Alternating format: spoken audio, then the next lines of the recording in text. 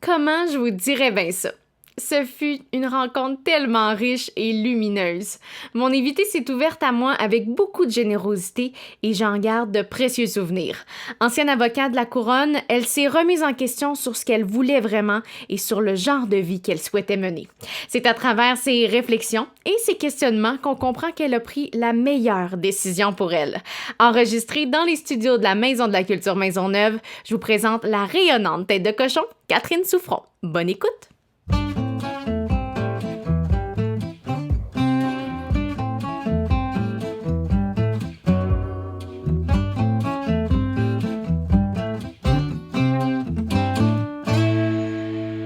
Catherine Souffron. Oh! On dirait que commencer avec ton nom, t'avoir en face de moi, je suis tellement contente.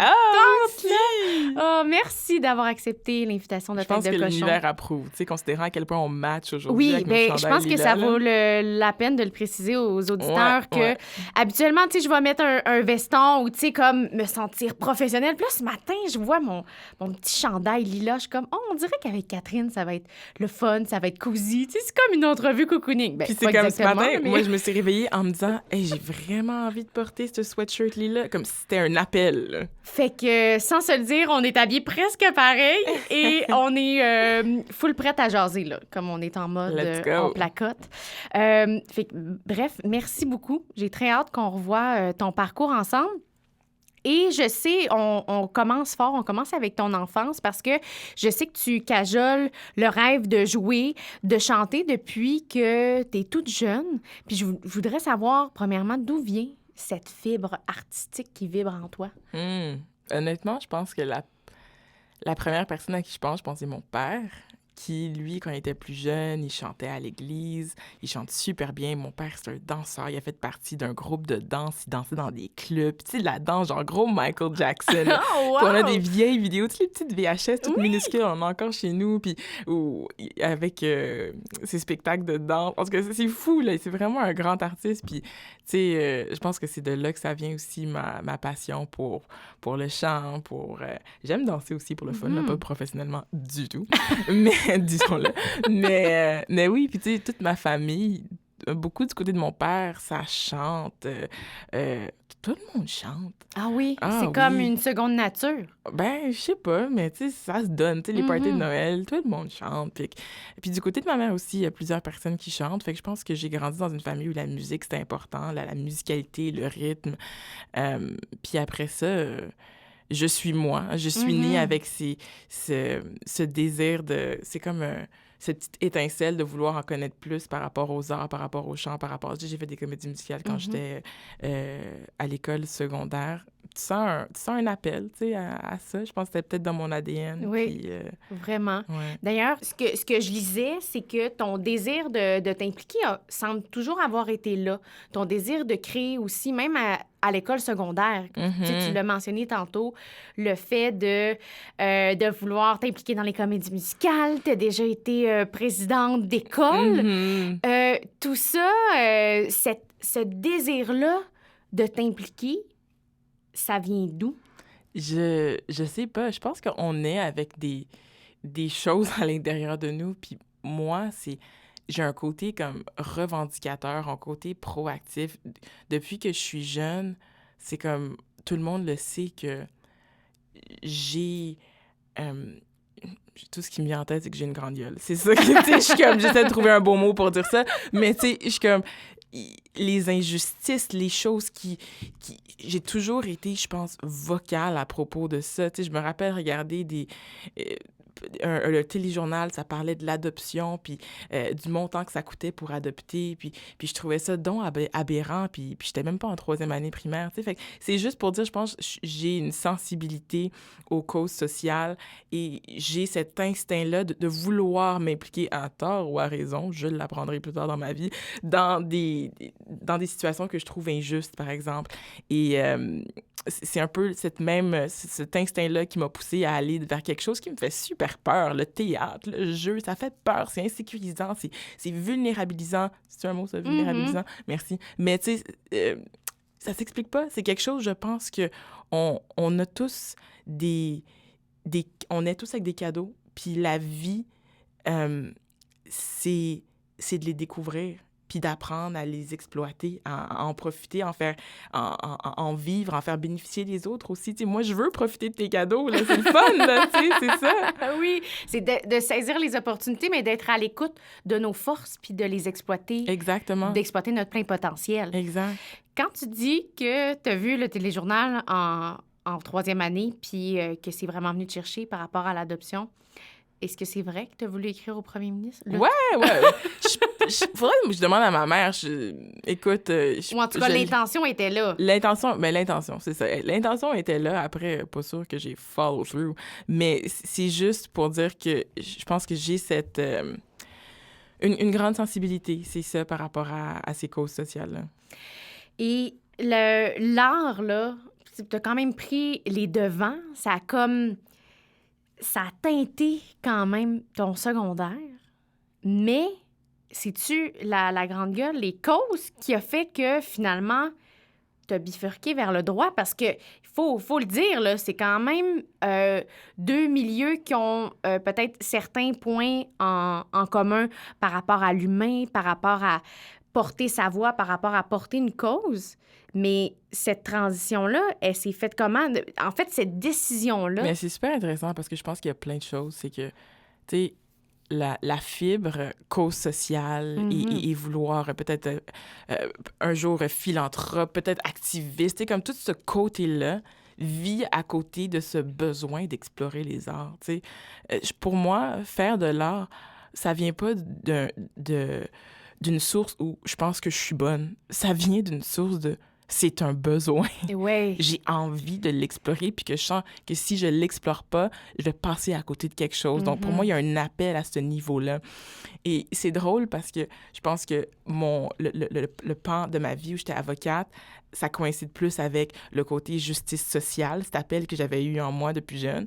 Et là, aujourd'hui, je suis vraiment dans l'exploration des arts. Mais honnêtement, je le sais que dans ma vie, je vais être appelée à réconcilier les deux à un moment donné. Tu comprends? Puis ça, c'est mon intuition qui me dit, je ne sais pas sous quelle forme ça va prendre, mais je sais qu'en ce moment, j'ai les deux pieds dans les arts. J'adore ça, j'explore. Écoute, je me pète la face des fois. Ça fait partie de la vie.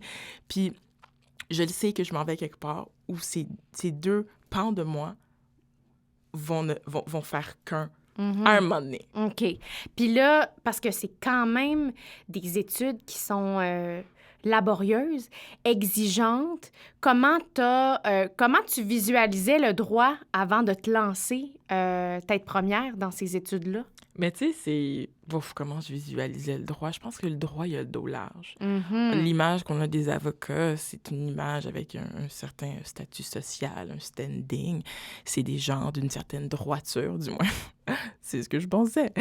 Et puis aussi, tu sais, il y a le fait que je ne suis peut-être pas née en Haïti, mais la culture haïtienne fait partie de mon héritage. Et mes parents, tu sais, ils l'ont pas eu super facile là, quand ils sont arrivés ici. C'est une grosse adaptation, eux étant comme première génération. Et vient avec ça, puis ça, c'est un discours que c'est tellement le fun, parce que tu parles à tous les enfants d'immigrants, puis on a tous ce tissu, un genre de tissu social commun de compréhension commune de la vie. C'est-à-dire que dans la vie, tes parents, ils ont tellement travaillé, tes parents, ils ont tellement souffert pour que toi, tu aies une stabilité. Il va de soi que au moins une partie de ta vie, de ton travail, tu dois leur redonner un peu. Tu comprends? Parce que, puis je pense qu'il y a sûrement beaucoup de Québécois qui ressentent ça aussi, juste parce que leurs parents ont tellement donné, puis ont tellement été là pour eux. Oui. Je pense que nous, il y a juste peut-être cette dimension-là d'immigration qui vient teinter cette histoire-là, puis de transition de vie intense, là, changer de pays, changer de culture, changer de température, changer de tout. C'est gros. Et c'est ça, tout ça, au nom d'un futur plus sécuritaire, plus prospère pour ses enfants, c'est fort. Puis je pense que mes parents, ils n'ont pas à me le dire. C'est juste que c'est à l'intérieur de moi. J'ai envie de leur dire merci. Puis je pense que les enfants d'immigrants, on a ça à l'intérieur de nous. Puis c'est beau parce qu'on reçoit tellement cet amour-là qui s'est traduit par le fait qu'ils ont changé de pays, entre autres, tu sais. Et que ça va de soi qu'il faut que je les rende fiers. Ça fait partie de qui je suis. Je pourrais pas mourir en paix si j'ai pas honoré mes parents. sais.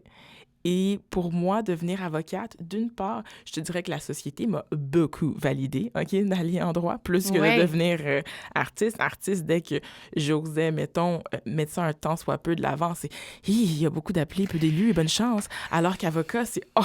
Mon Dieu, bravo! C'est le fun. Oh, tu vas être bonne en plus. Puis c'est vrai, je pense que j'étais pas mauvaise, là, tu comprends? Donc je pense que le tracé de devenir avocate s'est imposé de lui-même de par la validation que je recevais de la société et de par mon désir de rendre mes parents fiers. En faisant quelque chose, un travail qui, je savais, coïncidait à leurs idéaux, tu sais. Mm-hmm. Et à cette époque-là, au mien, parce que j'avais pas la confiance d'asseoir la petite voix qui avait à l'intérieur de moi qui me disait « Ah ouais, mais peut-être t'aimerais ça intégrer dans ton identité le côté plus artistique. » J'étais pas prête à ça, là, tu sais. Fait que, ouais. Parce que tu y as quand même rêvé. Ça a quand même fait partie de ce à quoi t'aspirais. Puis est-ce que c'était clair que tu voulais travailler pour la couronne? Ah oui.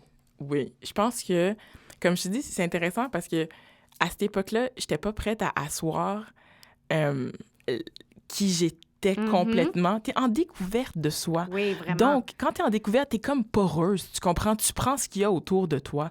Et ce qu'il y avait autour de moi, c'était ce que j'entendais de la société, c'est que avocat égale stabilité égale succès égale statut social. Puis en même temps, je peux pas me leurrer, ça coïncide aussi avec le fait que le pan de moi, justice sociale, ça c'est vrai, puis c'est authentique, puis je l'ai toujours à l'intérieur de moi. Fait que pour moi, c'était comme un tracé qui convient à tout le monde, puis que je suis très validée d'aller vers ça.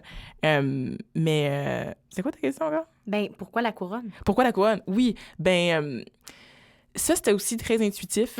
C'était, pour moi, je voyais la couronne comme très, très philosophique. Là. Puis je pense que dans ma lettre de présentation, c'était uber philosophique. Mais c'était vraiment, genre, aller défendre la veuve puis l'orphelin. Là, t'sais. La petite fille qui voulait écrire au premier ministre en 3e année n'était pas très loin. Là, t'sais. Moi, je voyais la couronne comme, d'un point de vue plus macro, là, le droit criminel, c'est un de nos remparts de nos valeurs sociales. C'est représentatif de nos valeurs sociales. Ça nous décrit en tant que société. T'sais. Et ça, je trouve ça magnifique, aller au front pour défendre nos valeurs, que ce soit qu'on parle du droit de se faire avorter, tu comprends? Ultimement, on parle de le criminaliser ou pas, c'est ça qui se passe encore aux États-Unis aujourd'hui. Oui. Et ça revient au droit criminel. Fait que je trouve que c'est très porteur, c'est gros, ça a le dos large, puis c'est ça, c'est ce côté-là qui me parlait plus global de la justice sociale. Et donc, pour moi, être à la couronne, c'était m'associer à le soldat que je vois, le soldat de nos valeurs en tant que société, d'aller les défendre, tu sais. Et bon, j'ai travaillé 4 ans, puis après, aujourd'hui, je pourrais très bien être avocat de la défense, là, tu sais. Je suis beaucoup plus nuancée, là, aujourd'hui. OK, c'est ça, là. Puis t'as quand même décidé de porter la cause des violences conjugales? Oh, décider, c'est un grand choix. Okay. Ah, OK, c'est un grand mot. Oh oui. Comment ça s'est passé, alors? Comment que ça se passe? C'est que il y a malheureusement énormément de dossiers de violence conjugale à Montréal. Okay. C'est une grosse équipe. C'est une équipe de volume. C'est-à-dire que chacun des procureurs qui est dans l'équipe de violence conjugale, écoute, moi, je parle d'il y a 4 ans, mais on parle des centaines de dossiers, tu sais, par procureur. Et c'est une équipe qui... il y a souvent, quand tu rentres à la couronne, je pense que tout le monde passe un peu par là, tu sais. Puis en général, au DPCP à Montréal, il y a plusieurs équipes. Tu peux y mettre ton désir d'aller, mettons, dans l'équipe des assises où, tu sais, ils font beaucoup de meurtres, etc. Mais, tu sais, si t'as 2 secondes d'expérience, bonne chance, mon ami. Là, tu sais, faut aussi être aguerri, puis un procureur d'expérience. Fait que, bref, tu peux y mettre ton désir d'aller dans l'équipe spécifique des agressions sexuelles ou l'équipe des gangs de rue, mais bon, tu sais, ils font ce qu'ils peuvent, puis ils te mettent où le besoin est. Si ça coïncide avec ce que tu veux faire, tant mieux. Sinon, ben attends d'acquérir un peu d'expérience, puis on va retenter la chance de te mettre dans une équipe peut-être que tu voulais. Moi, j'étais contente d'être aux violences conjugales. C'était une équipe, je trouve, qui était super riche, avec des collègues extraordinaires. Mais est-ce que c'était mon premier choix? Pour vrai, je commençais, j'aurais fait un peu n'importe quoi, là, de tout, là, tu sais. Mais quand tu étudiais, y a-tu un champ d'expertise ou un champ de représentation que qui t'allumait plus, là? Parce que je veux dire, t'es moi, pas pour mal vrai, j'ai tous beaucoup étudiés. hésité avec le droit international, tu sais. Moi, c'était soit droit international ou la couronne, tu sais, qui m'intéressait. Puis le droit international, j'étais comme, ça sonne un peu compliqué. Aller faire un stage de 6 mois non rémunéré à Genève pour peut-être avoir une job après, tu sais, c'est comme... Mais j'essaie juste de penser, c'est une bonne question. Quelle équipe? Moi, je pense que j'aurais aimé être dans l'équipe qui... J'aurais aimé faire des causes de meurtre. C'était peut-être un de mes seuls regrets, si on veut, tu sais, aller faire les assises, là, tu sais, comme plaider devant jury. Ça, j'avoue que je suis comme, ça, si c'était à refaire... Mais non, si c'était à refaire, je changerais rien, pour vrai. Mais c'est ça. OK. Ça, ben, en fait, c'est le défi derrière ça qui t'allume beaucoup. Complètement. Moi, c'est plaider que j'aime. Tu sais, c'est vraiment là que j'ai trouvé mon dada, si on veut. Je pense que... Puis qu'est-ce que t'aimais là-dedans? Ben, c'est le show, tu sais. T'arrives là, puis il faut que tu convainques le juge à la lumière de l'ensemble de ta preuve, pourquoi l'accusé est coupable lors de tout doute raisonnable. Tu sais, c'est un peu... Tu recolles... T'as la job de recoller tous les morceaux du casse-tête que t'as étalés au cours de ton procès d'une manière persuasive, tu sais. Donc, il y a une grosse partie d'art oratoire, une grosse partie de vulgarisation et une grosse partie, on va pas se le cacher, être intéressant. Ça aide, là, tu sais. Un juge, c'est un humain, là. Tu sais, tu veux qu'il t'écoute, puis tu veux capter son attention. Fait que ça, moi, cette partie-là, c'est sûr que... Ben, c'est ça, je pense que c'était ma partie préférée. Ben, qui est quand même pas loin du jeu, qui est quand même pas loin de la représentation, du chant, c'est donner un spectacle d'une autre façon, parce que là, il y a des conséquences après le show, là, ben oui, c'est pas juste du divertissement, mais... C'est un gros show, c'est un show important, là, tu sais. C'est ça. Mais il y a quelque chose de fort, puis quand je faisais ma recherche... ça disait dans un article que, justement, tu avais cette vision-là et qu'il y a peut-être une désillusion après ou une espèce de « Oh, quand t'as les deux pieds dedans puis t'es dans le système. » Ouais, complètement. Qu'est-ce qui s'est passé? Ben, c'est que c'est tellement nuancé parce que ce côté-là de moi qui veut comme faire et aider à ma façon sauver le monde. Bon, j'imagine, là. Mais tu sais, il est encore là. Tu comprends? Oui. Ben, ça part pas du jour au lendemain, là. Non, ça part pas, puis ça ne partira jamais. Ça fait partie de moi, puis je l'accepte. Et pour moi, la couronne, c'était ma façon de... La petite Catherine qui veut sauver le monde, c'est ça. Puis je réalise que, bon, c'est pas aussi simple. Il y a beaucoup de papiers, il y a beaucoup de dossiers, il y a peut-être moins de ressources qu'on aimerait. Il y a une réalité qui est un peu éreintante. Il y a le nombre de dossiers, c'était pas quelque chose qui était... comme 300 là, actifs, là. C'était pas... Hey, tu y penses-tu? C'est pas... c'était pas facile, vraiment. Fait que la réalité, le day-to-day, c'est des dizaines d'appels par jour.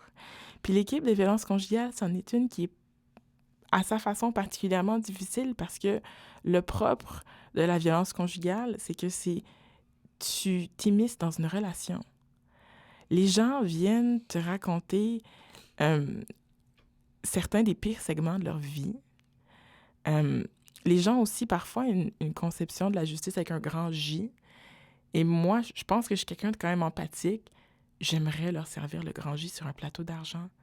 Le nombre de fois où je voulais brailler avec la victime, là. Puis après, je regarde mon code criminel, puis je regarde c'est quoi les options pour... Tu sais, mettons que un cas, là, ça peut très bien être... la violence conjugale, là, la moyenne, c'est après 7 fois que quelqu'un porte plainte. Tu sais, quelque chose du genre. Peut-être que je me trompe dans la statistique, mais c'est plus ou moins. Tu comprends? Fait que tu comprends que, mettons, là, ça se peut que les 6 autres fois sont prescrits, ça veut dire que c'est des infractions sommaires, donc d'importance, de gravité pas assez grosse. Bref, tu peux pas porter des accusations que ce soit prescrit après un certain délai, tu sais. Fait que mettons que les 6 autres, tu peux rien faire. Mais là, t'as les 6 autres cas, mettons, tu sais, parce que la madame, elle vient te voir, puis elle dit « Ça fait 6 ans qu'il me bat », puis, tu sais, mais là, t'es comme, à chaque fois, mettons, c'est peut-être pas des crimes assez... Le voie de fait, là, mettons, il est peut-être pas assez grave pour qu'on l'accuse par voie d'acte criminel, auquel cas, il n'y a pas de prescription. Parce que, mettons...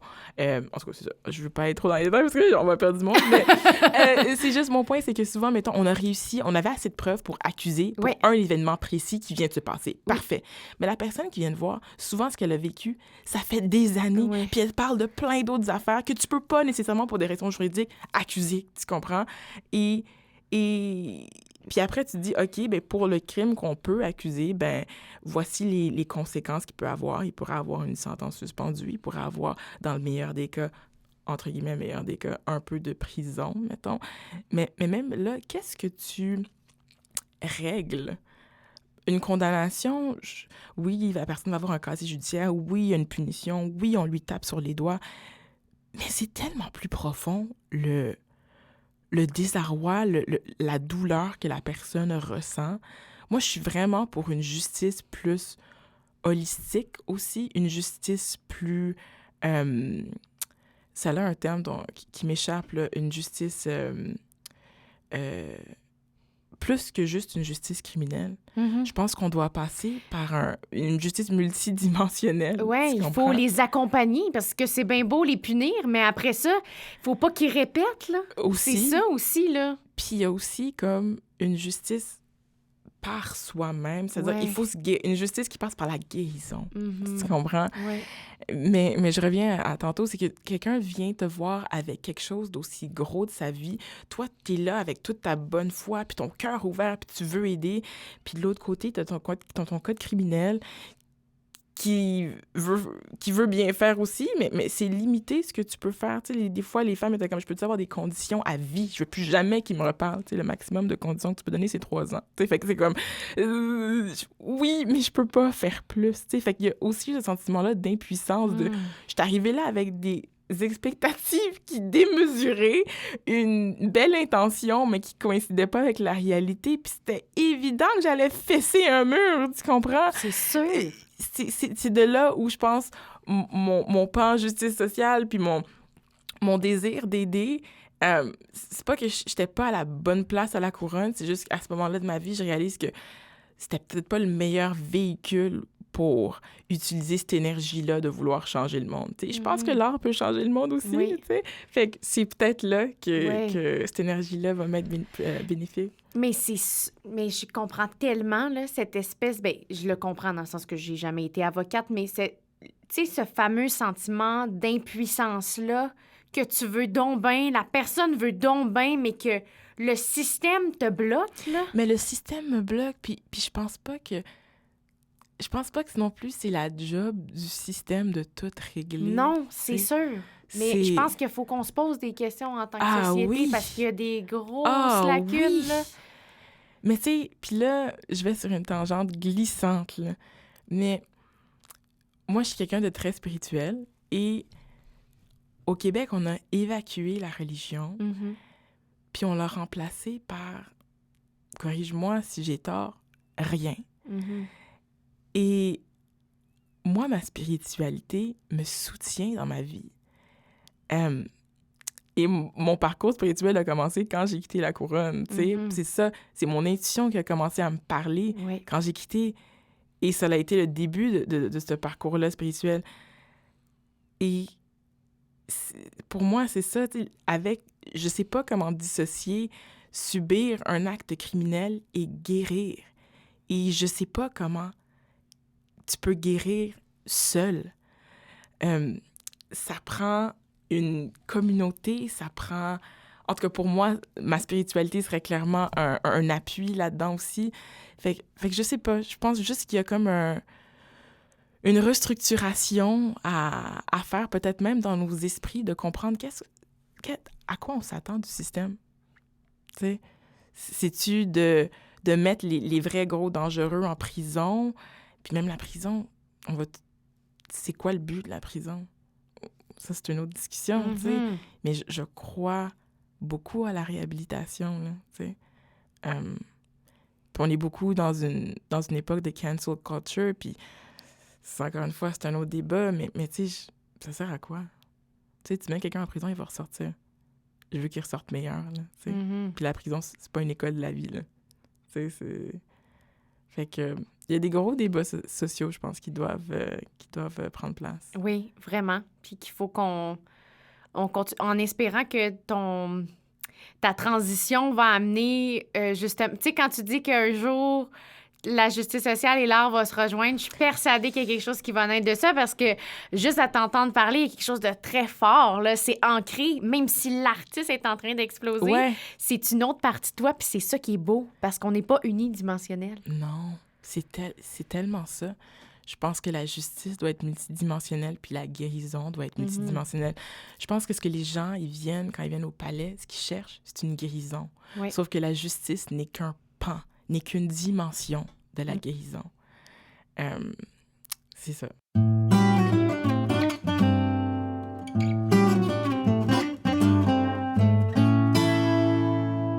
Tantôt, on a parlé du statut social parce que, veux pas, dans ta réflexion de prendre cette décision-là, c'était présent. Et je lisais justement que tu disais qu'à un certain moment, pour toi, c'était inimaginable de démissionner. Ouais. Qu'est-ce qui te freinait? C'est fou parce que juste parler de ça, ça me rend émotive parce que je le sens autour de moi, les barreaux de cette prison dorée. Puis ça, c'est une expression que j'ai entendu plein d'avocats dire ça, là. Tu sais, c'est une job qui... Je militais dans un camp que je trouve beau. Tu comprends? La cause, elle est belle. Tout est... C'est juste, j'étais pas, à cette époque-là du moins, à ma place. Et c'est confortable. C'est confortable, puis c'est comme si c'est une belle maison, là. Tout le monde passe devant ma maison, puis tout le monde est comme « Elle est belle, ta maison, Catherine. » Puis t'as travaillé fort pour te la bâtir, tu comprends? Puis mes parents étaient, surtout mon père, tu sais, que j'adore, puis qui est aujourd'hui super content pour moi là, que je sois artiste, mais mes parents étaient fiers, là. Tu sais, mes parents ont tellement tout donné, ont tellement sacrifié pour nous envoyer à l'école privée. J'ai fait tous les voyages quand j'étais au secondaire. Tu sais, ils voulaient qu'on ait tout. J'ai eu tout, tu sais. Puis je suis arrivée où est-ce que au sommet de la montagne que je m'étais dit je voulais monter. Puis tout le monde me félicite, puis j'ai un beau condo, puis j'ai tout ce que je veux, puis tout le monde est content, puis je ne peux m'empêcher que de me poser la question « Is this it? » Tu sais, je regarde les autres, comment ils fonctionnent, comment que eux font pour... Comment qu'eux, ils font? Juste comment qu'ils font, point. Parce que je suis pas sûre que je peux faire ça dans le temps. Tu sais, il y a comme un petit sentiment de... C'est comme un vide, c'est comme un... Je me sens pas à ma place. C'est super subtil au début, puis ça se pointe dans des petites réflexions de malaise, de petits mal-être. C'est rien de gros. On aimerait ça que notre intuition nous parle comme un avion qui défile avec une banderole. C'est mon rêve, là, que l'univers me parle de même. Mais c'est pas comme ça, surtout quand t'es pas habitué à écouter ton intuition. Ouais. Mais c'est ça, c'est le statut, la validation sociale, la validation familiale, la validation dans tous les sens du terme que j'avais à rester là, et la validation de moi par moi aussi, là. Moi aussi, là, je suis le fruit de ma génération Instagram qui valorise ce sommet-là que j'avais atteint, tu sais. Mais après, quand tu ouvres la porte de la maison, puis t'es comme « Ah, mais je suis pas bien dans cette maison-là, tu sais. » Ouais. C'est fou, hein? Parce que, en fait, je pense que ton intuition et ta voix a toujours été là, mais plus ça allait, plus tu l'écoutais, plus elle prenait de la place, parce que c'était tellement fort, là. Puis je le réalisais pas à quel point c'était fort, mais tu sais, une chose qui m'a guidée vers mon intuition, c'est que quand j'étais plus jeune, ado, j'étais comme semi-emo, là, tu sais. Ma sœur, elle disait que j'étais un peu tourmentée. Tu sais, j'étais pas du tout une ado turbulente. J'ai pas fait des crises d'adolescence. Je suis full respectueuse de l'autorité. Mais j'écrivais beaucoup. J'écrivais beaucoup. Dans mes cours, j'écrivais des petits poèmes boboches. J'écrivais comment je me sentais au cégep, je me rappelle, au secondaire aussi. Puis j'écrivais qu'il y avait une dualité à l'intérieur de moi. Puis cette dualité, c'est ça, là. C'est mon pan, je veux sauver le monde, puis mon pan artistique, je veux chanter et jouer. Puis qu'est-ce qui est beaucoup plus présentable? C'est le pan, je veux sauver le monde. Ça se présente bien, je veux devenir avocate, je veux défendre les gens. Ça c'est très legit, là, tu sais. Fait qu'il y avait une Catherine que je montrais, puis une Catherine que je cachais. Puis c'est ça, fait que j'écrivais souvent comment je me sentais, puis j'avais 26 ans, j'étais procureure de la couronne, je suis retombée, j'ai des textes partout des fois là, que je traîne, qui traînent dans mes vieilles sacoches, j'écris quand j'étais dans le métro, peu importe. Puis je suis retombée sur un texte dans un vieux livre, je pense de chimie, de genre au cégep, puis dans ce texte-là, je parlais de comment j'étais pas bien, comment je sentais qu'il y avait quelque chose à l'intérieur de moi qui voulait sortir, comment que c'est ça, il y avait comme cette dualité-là. Puis là, j'ai 26 ans, je suis procureure. En apparence, j'ai tout. Et là, c'est à peu près 10 ans plus tard que je lis ce texte-là. Et là, je réalise que je me sens encore pareil. Là, c'est tough, se mentir à soi-même. Hey, c'est tout un constat, ça. C'est vraiment tough, se mentir à soi-même quand tu as une preuve écrite. C'est plus facile de se dire « je passe une mauvaise semaine ». C'est plus facile de se dire « ah, j'ai mes règles, je t'émotive. Ah, c'est une passe difficile ». Quand tu te sens pareil 10 ans plus tard, c'est tough de dire que c'est une passe. Et ça a été quelque chose qui m'a vraiment fait m'ouvrir les yeux parce que je me suis dit « bon, j'ai le choix. Soit que je continue un autre 10 ans à me sentir encore de même, parce que je peux plus me leurrer, là. Tu sais, je l'ai dans ma face. Non, là, c'est clair, là. C'est comme un message, c'est un peu comme un signe, comme, là. C'est comme un message à moi-même. C'est ça, t'sais. la petite Catherine, la jeune Catherine qui était au cégep, qui là est rendue une jeune professionnelle, qui, tu sais, moi, j'aime ça, parler de coïncidence, de hasard, tu parlais de spiritualité, il y a comme quelque chose que, oh, là, tu sais, il y a un wake-up call, là. Il se passe quelque chose, là. Et que t'as enduré ça pendant 10 ans. Bon, c'est un gros mot, endurer, parce que je suis persuadée qu'il y a plein de zones, plein de sphères de ta vie. Où j'ai grandi, oui, puis je devais le vivre, là. Mais c'est que t'es comme arrivé à la croisée des chemins, là. Puis, mais ce qui est fou pour moi, c'est que pendant 10 ans, j'ai pas su me faire confiance. J'ai pas pu écouter ma voix. Je préférais mettre le volume sur la voix des autres. Tu montais le son des autres. Ça m'a pris plus que 10 ans, là, parce que je me sentais comme ça avant aussi. Mais pour me convaincre, c'était comme un procès envers moi-même, là. C'est moi qu'il fallait que je convainque. Tu sais, que ta voix est légitime.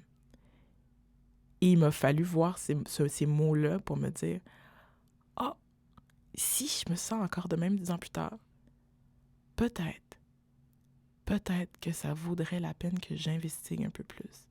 Peut-être que c'est pas banal. Peut-être que malgré toutes mes réussites, c'est pas la réussite que je veux. » T'sais? Et là, j'avais le choix. Je me rappelle avoir cette réflexion de me dire « Catherine, t'as le choix. Tu peux choisir. » C'est ça l'affaire, c'est qu'écrire m'a donné une image mentale claire, a cristallisé un moment dans ma vie. On est bon à se mentir, à se dire que « oh, c'est pas grave, ça va passer ». Mais quand tu le vois, tu peux plus te mentir. Et donc, je me suis dit, est-ce que je vais me laisser vivre ma vie, arriver à 36 ans et me dire, et me sentir encore comme ça, tu sais?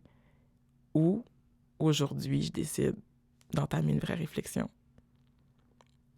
Et quand le choix est aussi clair, tu te dis, parce que les 10 dernières années, ça n'a pas changé. Pourquoi ça changerait les 10 prochaines? Non, c'est sûr, là. Fait que ça a été le début d'une grande réflexion. Mhm. Puis c'est une réflexion qui a duré comme 2 ans, Ouais. parce que si t'avais 26, Ouais, puis que c'est vers 28 ans là, Ouais. que t'as fait le grand saut, ouais. c'est... Clairement, ce désir-là était fort, tu sais. Puis en fait, c'est drôle parce que on dirait que dans ton cas, ta tête de cochon, c'est un peu ta voix intérieure, tu sais. Mhm. C'est vraiment là, elle a toujours été là, elle a toujours fait « Youhou, j'existe! » Complètement. Puis t'es comme, t'as baissé le son, non, je Tellement, l'écoute tellement. pas, alors qu'elle était toujours là. Parce que ton désir de créer, de t'impliquer, tu sais, tu l'as dit au début, tu sais, d'avoir la grande gueule, puis de faire « Hey, garde, il y a des choses qui fonctionnent pas, j'ai le goût de créer du changement. Le changement de quelle façon, je sais pas, peut-être que ça sera par l'art. Mhm. Mais ça a toujours été là, c'est ça qui est fascinant. Mhm. Et là... C'est juste avoir la confiance de Ouais. l'écouter. C'est ça qui est tough. Mais c'est énorme. Parce qu'on n'est pas dans un monde qui t'incite à l'écouter. Tu sais, on est dans un monde de fast food, de fast thought. Puis, il faut que tu fasses le calme autour de toi. Il faut que tu fermes les yeux, puis que tu ailles regarder dans les tiroirs de la commode, dans le fond de ta tête. Là où tu n'as pas envie d'aller regarder, c'est là. C'est là qu'elle est ton intuition. Mhm. Tu sais? Puis l'amener plus à l'avant de ta vie, c'est un muscle, c'est une pratique, Oui. c'est un exercice, ça se cultive, tu sais. Puis, parce que, tu sais, je considère quand même que ça, c'est ton premier déclic, là, parce Ouais. que ça a enclenché une grande réflexion. Il y a quand même 2 ans qui se sont suivis avant de faire le grand saut. Ces années-là, qu'est-ce qui s'est passé? Parce que là, c'est sûr que le volume de ta petite voix, il commençait à monter, là. Mhm. Parce que tu as décidé d'y laisser sa place. Puis c'est plus la peur, hein? La peur de passer à côté de ma vie Oui. qui m'a motivée. J'étais plus capable de fake it, là, un peu. Mhm. C'est pas tant que j'étais plus capable de fake it, c'était vraiment plus la peur de rater, de passer à côté de quelque chose qui est pour moi. Tu sais, mais... Ouais, excuse-moi, je me perds dans mes pensées. Ben non, mais c'est intéressant parce que dans le fond, c'est souvent la peur va nous freiner, mais ça, c'était comme, en fait, ce constat-là de faire, OK, j'ai une seule vie, puis il faut que je la vive, puis... Mais c'est que si je fais t'sais, rien, je sais où je m'en vais. Oui, c'est ça. Puis je sais que je m'en vais quelque part où, regarde, mon mémo me l'a dit, je suis pas bien. Tu sais, fait que pourquoi je continuerais sur cette route-là, là? Tu sais, mais parce que c'est plus facile, peut-être, à certains égards. Mais après ça, j'ai commencé à essayer à ne plus complètement ignorer cette voix. OK. Après ça, c'est drôle. Il y a des choses qui se sont enfilées dans ma vie. Il y a une de mes amies qui m'a prêté un livre spirituel ou de développement personnel, je sais pas comment t'appelles ça, de Mastin Kipp, Daily Love, que ça s'appelle, OK. qui parle entre autres de Hero's Journey. On a tout un parcours de héros à faire dans notre vie. On a tous des obstacles. Bref, ça m'a parlé. Puis ça m'a comme ouvert un peu un monde certes plus wouhou, mais dans lequel je me suis dramatiquement reconnue, là, tu sais. Et de là, ma mère, je suis super proche de ma mère, puis une journée, on est allé prendre une marche, puis là, ça m'a pris du courage. J'y ai dit dans des mots de l'ordre de « Tu sais, maman, je veux juste te dire que dans un futur moyen, rapproché, genre, ça se peut que je prenne des décisions avec lesquelles tu sois pas complètement en accord, tu sais. » Puis là, elle m'a posé des questions. Puis là, on a commencé à en parler un peu, que j'étais pas tout à fait bien où est-ce que j'étais. Puis tu sais, ça faisait peut-être 2 ans à l'époque que j'étais à la couronne. Puis c'est sûr qu'il faut que tu donnes une période pour t'habituer aussi. Ma mère, c'est une personne extrêmement brillante et logique et pragmatique, tu sais. Fait que bref, ça a commencé comme ça, avec une discussion à tâtons avec ma mère. Je voulais comme la préparer à ce que je voulais qu'il arrive. Je savais pas que j'étais encore capable de le faire, là. C'était tellement gros pour moi à l'époque. Mais c'est parce que ça a tellement pris du temps avant que tu bâtisses ou que tu te fasses confiance que c'est sûr que c'est le temps qui te permet de construire ça. Puis je pense que, tu sais, c'est sûr qu'elle était pas comme « Wouhou, let's go! » Mais, tu sais, puis il faut comprendre que je pense pour nos parents, une des valeurs premières, c'est la sécurité et la stabilité. Mm-hmm. Ils ont tout fait pour qu'on ait ça. Puis moi, là, d'être permanente au gouvernement, une job de rêve, la job que je croyais aussi que je voulais pendant des années, puis là, de dire « Ouais, mais ça me tente plus de faire ça, là. OK, on va en parler. » Oui. Tu sais? Puis ma mère, elle faisait une maîtrise à l'ENAP à l'époque. Puis il y a un de ses profs, Hubert, qui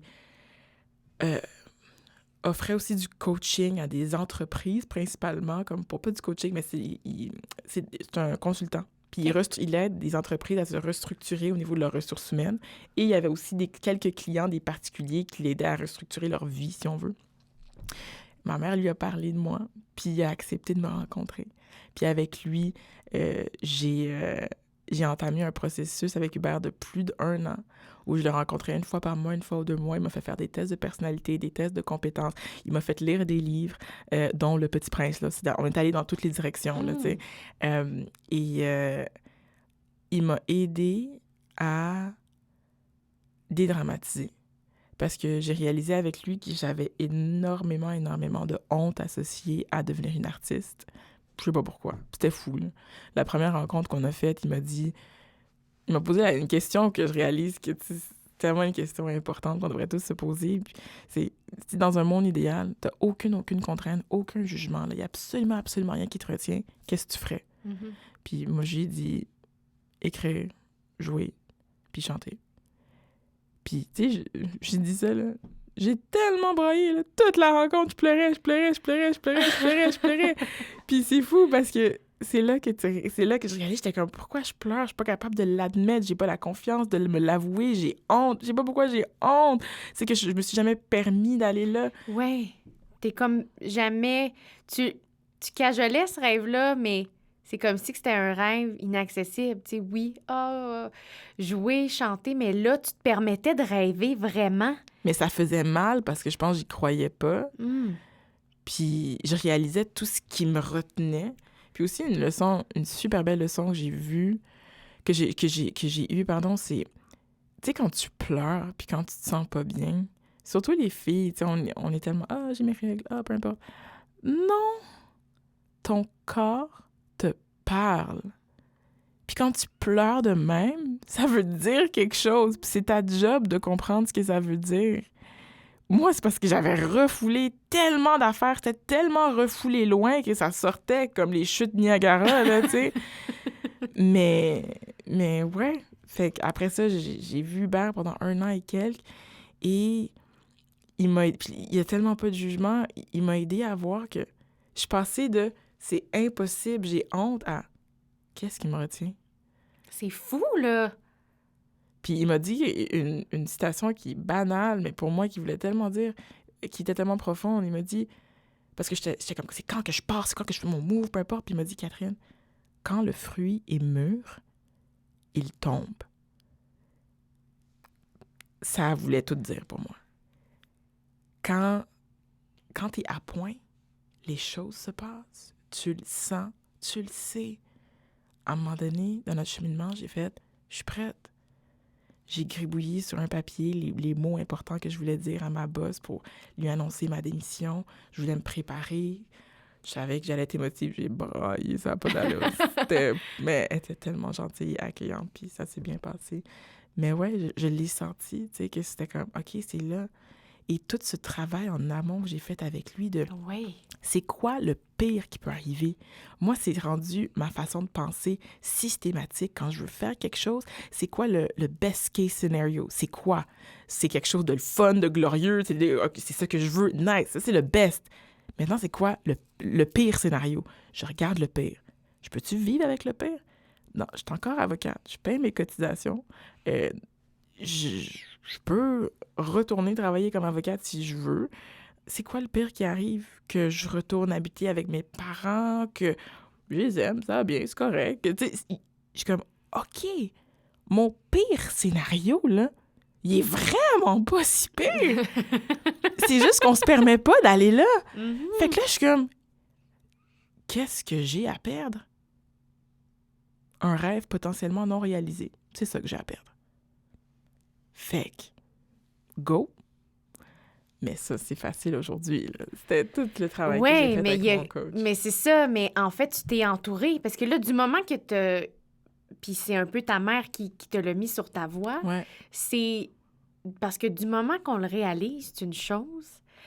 Et là, de prendre les actions, c'en est une autre. Et il y a un processus de réflexion, d'introspection. Mais moi, je suis cérébrale. C'est ça l'affaire, c'est qu'il y a comme un...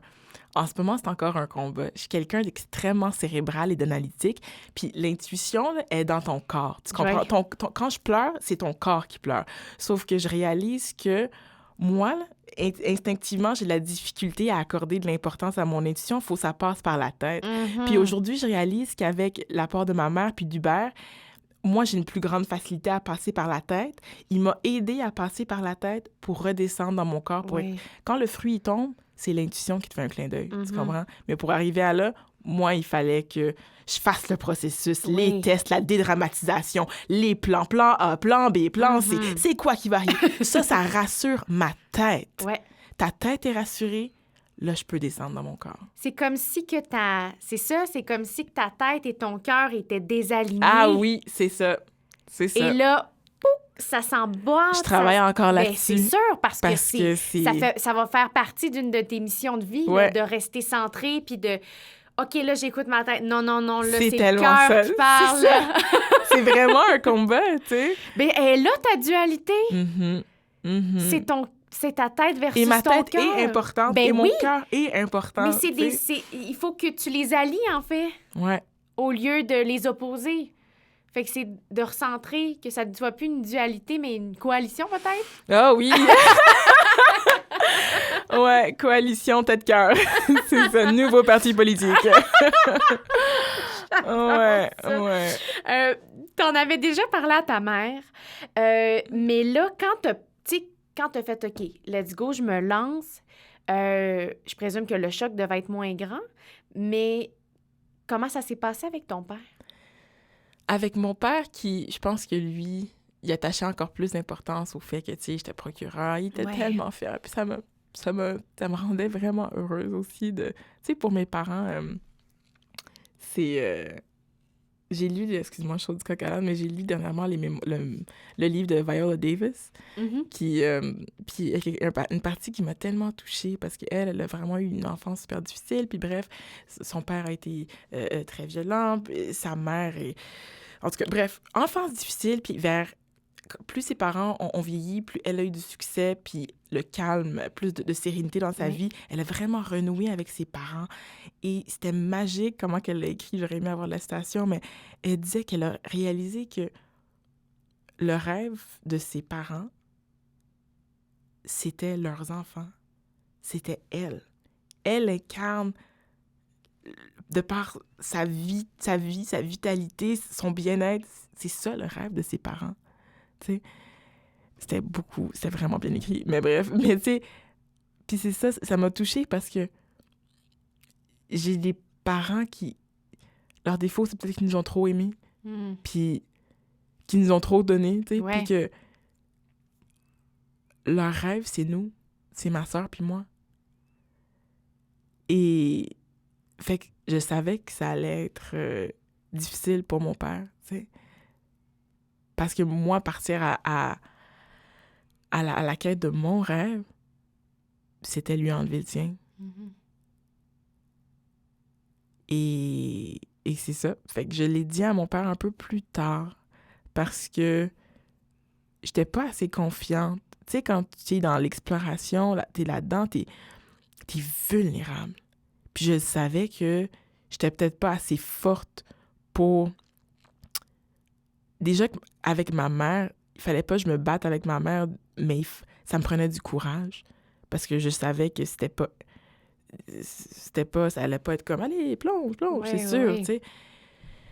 Et je savais qu'avec mon père, je savais que ça allait moins bien passer. Puis quand j'y ai dit, ben, je lui ai dit plus quand j'étais prête à quitter, là. Fait que, un peu plus tard dans le processus. Et, tu sais, il a pas pété de coche ou quoi que ce soit du tout, mais j'ai vu que ça l'a vraiment ébranlé. Puis j'ai quand même senti que, tu sais, il s'est posé des questions, là, sur, tu sais, je suis correct, sur, c'est gros, là, tu sais, tu t'écartes ce dont tout ce pourquoi t'as travaillé les 10 dernières années. Fait que, il a trouvé ça difficile. Puis je pense qu'il a beaucoup remis en question aussi ce changement-là. Ouais. Tu disais tantôt justement que eux souhaitaient pour leurs enfants la stabilité. Tu sais, c'est comme si que la définition de leur bonheur, c'est leur stabilité, mais la stabilité de leurs enfants, de par leur vécu, leur immigration et tout ça. Toi, c'est quoi ta définition du bonheur? Est-ce qu'elle a évolué? Tellement. Pour moi, le bonheur, c'est ma connexion à ma petite voix. Le bonheur, c'est d'être capable de l'écouter. C'est d'être en connexion avec...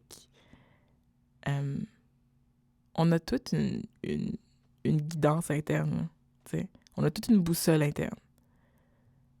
Puis cette boussole-là, tu ne fais pas juste vivre du bonheur. Elle te fait prendre des détours volontairement. Elle te fait vivre des émotions moins le fun à vivre. Mais on s'entend, là, c'est souvent dans l'adversité, puis la tristesse, puis des émotions moins le fun que tu apprends tes plus belles leçons. Et le bonheur, c'est ça. C'est que ma boussole soit fully on. Ça fait que je suis présente. Ça fait que je suis en perpétuelle croissance. Et ça, c'est mon carburant.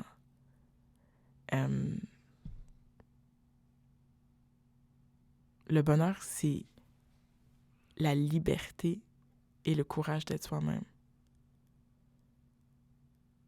Ouais. C'est fort, c'est puissant, là. On sent l'écrivaine derrière ces mots-là. Mais tu sais, c'est... Le bonheur, c'est de te choisir, tu sais.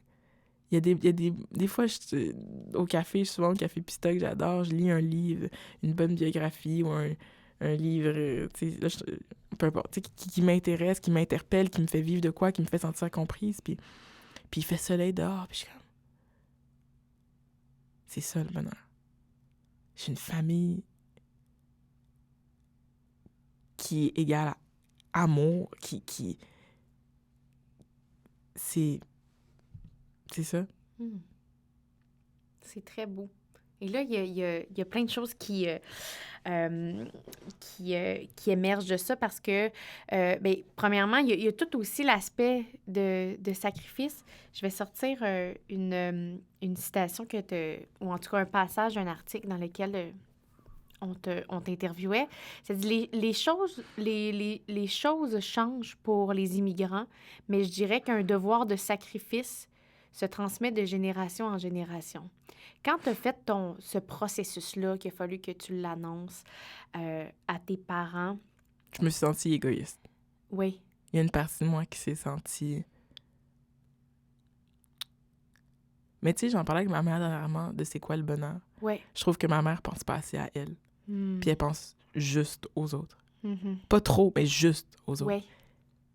Et elle m'a dit quelque chose qui m'a beaucoup touchée. Elle m'a dit « Oui, mais moi, Catherine, je peux pas être heureuse si les autres sont pas heureux. » Ça, c'est ma mère. Qu'est-ce que tu dis après ça? Tu es comme « Bon, ben, je m'allais pas de mon trou. » tu sais. Je sais pas. Il y a une dualité qui m'habite par rapport à ça parce que je trouve ça beau. Je trouve ça noble. Mais il y a une partie égoïste, égocentrique. Je sais pas comment on l'appelle chez moi. Je suis comme, hey, moi, là, j'ai un agenda. Moi, j'ai des rêves. Moi, là, j'ai quelque chose qui doit sortir, qui a pas fini de sortir à l'intérieur de moi, puis je vais le réaliser. Puis je pourrais pas le réaliser si je m'occupe juste des autres. Oui. Je suis comme...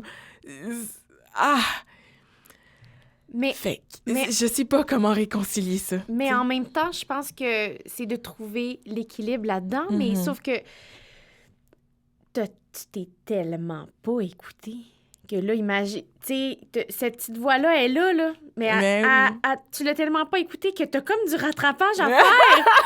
Je suis en rattrapage. T'es en rattrapage, mais je pense que si tu t'épanouis pleinement, tu vas propager ça, puis indirectement, ça va déferler sur les autres, tu sais. Écoute, je ne peux qu'espérer, tu comprends? Mais en fait, c'est que si tu prends pas soin de toi, comment tu peux prendre soin des autres? Je le sais, c'est ce que tout le monde dit, je sais. Puis c'est ce que je fais, je prends beaucoup soin de moi maintenant, je pense beaucoup à moi, là, puis mais ce que ma mère m'a dit, ça ne peut que me toucher et m'inspirer quand même. Mais comme, c'est sûr. Mais c'est sûr que dans ma transition de vie, j'ai eu ces réflexions-là de est-ce que j'abandonne quelqu'un, quelque chose? Est-ce que je laisse tomber ma famille? Est-ce que je...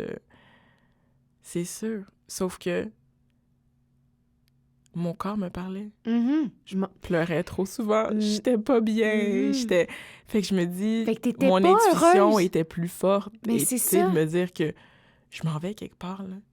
Que je veux pas aller.